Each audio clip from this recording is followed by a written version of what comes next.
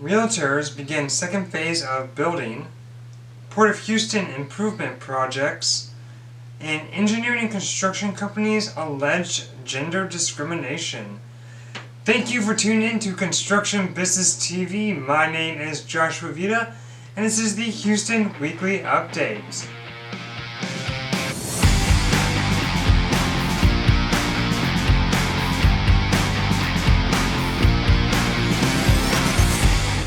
Hello and welcome back to this edition of Weekly Update. If this is your first time to the channel, welcome. We're glad to have you here with us. I'd like to first off mention if you are in commercial real estate, residential real estate, or a trade of any kind in the construction business industry, go to the description right down there below and schedule your free interview to be featured here on Construction Business TV.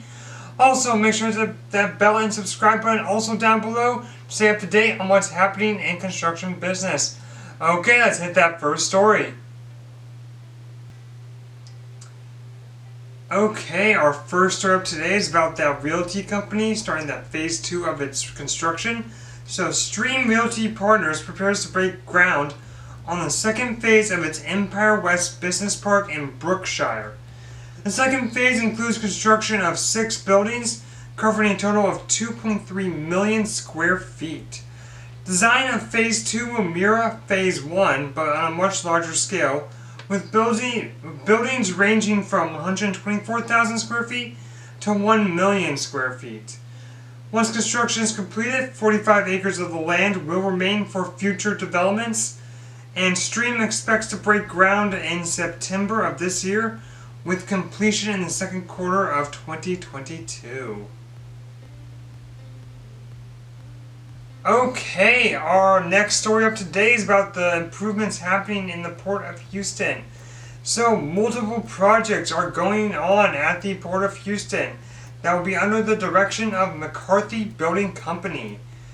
2 of the projects, which cost a total of $99 million, are for an expansion of the Bayport Container Terminal and a new container yard at the Barbers Cut Terminal. The third project involves a barge dock project for a private petrochemical company, and there's also a project at Bayport Wharf 6, which involves a new 1,000-foot-long wharf that will allow container cranes to unload shipping containers from Neo-Panamax vessels. Construction on Wharf 6 began in May and is estimated to be completed within 26 months. Wharf 6 is also attached to the rehabilitation projects for Wharfs 4 and 5, which McCarthy is currently completing. Okay, our last story up today is about that alleged gender discrimination happening within these companies.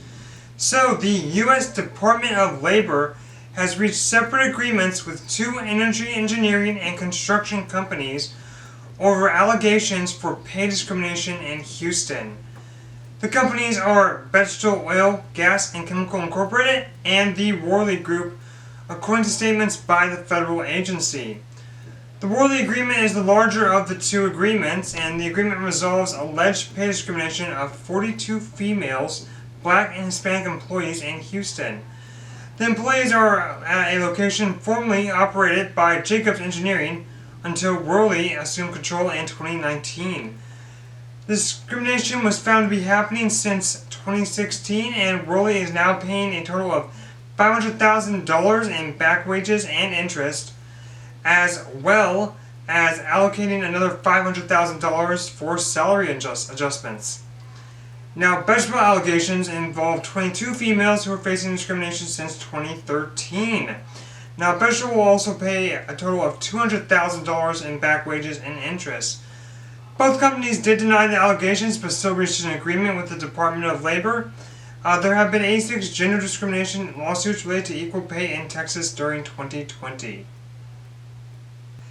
Thank you again for watching this edition of Weekly Update. If you liked the video, make sure to give it a big thumbs up. Hope you all have a wonderful weekend, and I will see you next week.